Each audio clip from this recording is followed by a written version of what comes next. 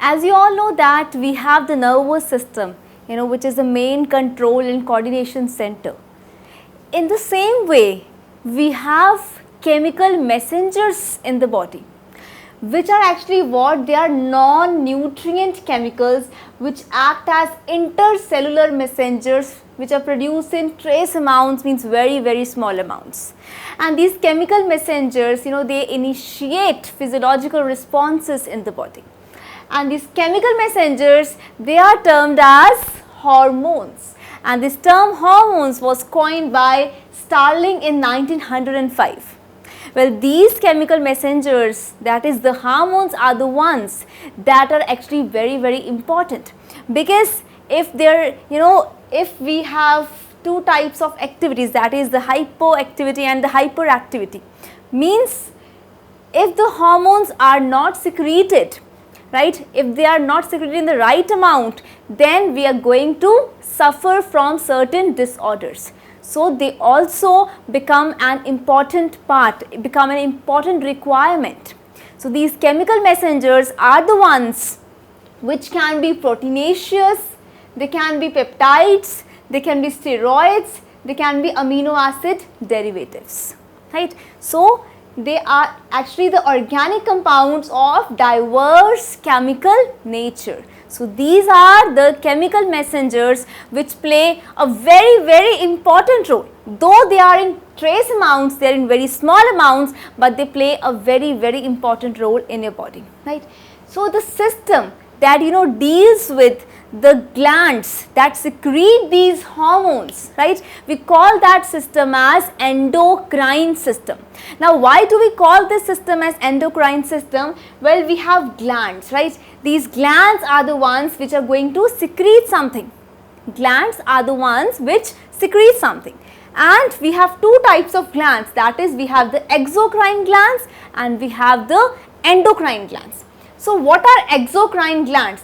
Now these exocrine glands are the glands which have ducts, means the secretions are carried by ducts to a particular organ for metabolic activity. The secretions are carried by ducts to a particular organ for metabolic activity.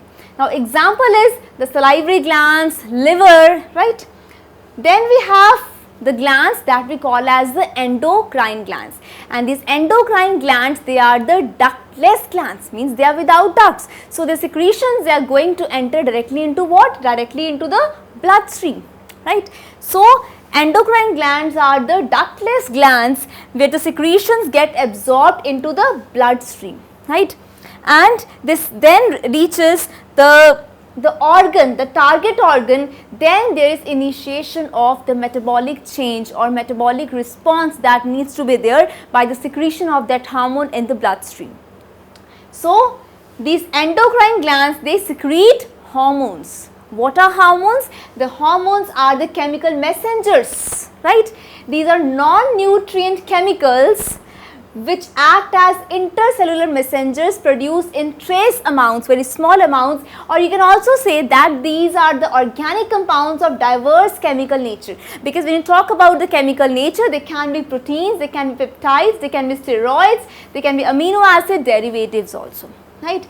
So secretin was the first hormone that was discovered by William M. Bayliss and Starling in 1903. So the first hormone that was discovered was what? It was secretin, right. It was secretin. So as we have discussed about the glands, the exocrine glands and the endocrine glands. The endocrine glands are the ones which secrete what? These chemical messengers that are very important for your body functioning, that are what? They are the hormones. So endocrine glands have further classification, that is holocrine and heterocrine. What are holocrine glands? Holocrine glands are the one which secrete only hormones. We have thyroid gland, parathyroid gland, adrenal gland, pituitary gland, pineal gland and thymus gland. So these are the glands which secrete only hormones, that is why we call them as holocrine glands. Then we have heterocrine glands. These heterocrine glands, they have dual function. Now how dual function? Let's see first of all the examples. The heterocrine glands are the pancreas, testes, ovaries, placenta. I just explain you how actually ovaries, they are the heterocline glands. Now these ovaries are secreting hormones also, right? Plus they have other functions also, right? They make what? They make ova or the egg, right? They release ova or the egg. So they have a dual function. They're going to secrete hormones also, and plus they have some other function also. For example, I told you to produce ova or egg. So this is how these heterocrine glands, they perform dual functions. For example, if you talk about say pancreas, these pancreas, they secrete pancreatic juice, right? Plus they also secrete hormone, right? Insulin. So pancreas is what? It is heterocrine gland. Why it is so? Because it performs dual function. It secretes hormones also, plus it has another function, that is the release secretion of what? Pancreatic juice. So the holocrine glands are the ones which secrete only hormones, and under that category we have the thyroid gland, parathyroid gland, adrenal gland, pituitary gland, pineal gland and the thymus gland. So overall, remember that these chemical messengers are the non-nutrient chemicals which act as intercellular messengers, right? They act as intercellular, means between two cells, intercellular messengers producing trace amounts, or you can say they are the organic compounds of diverse chemical nature. So as I told you that they can be proteins, peptides, steroids and amino acid derivatives as well. So now remember that secretin was the first hormone that was discovered.